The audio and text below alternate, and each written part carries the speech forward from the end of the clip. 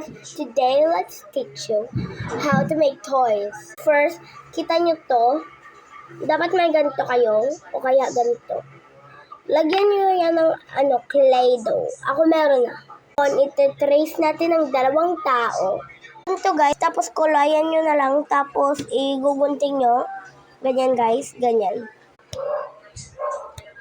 Ayan guys, nakulayan to na. Kaya guys, maggagawa na lang tayo ng something. Wait lang guys.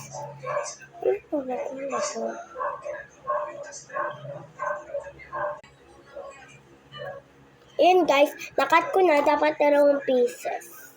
Ayun guys, igagawa na natin. Tip natin or i-glue. Kung kayo, dito nyo ilalagay yung glue. May manika na kayo, pwede man lalaki babay. Tapos kapag walang clay, ayan, matutumba lang siya. Tapos ito, pwede naman siya ganyan.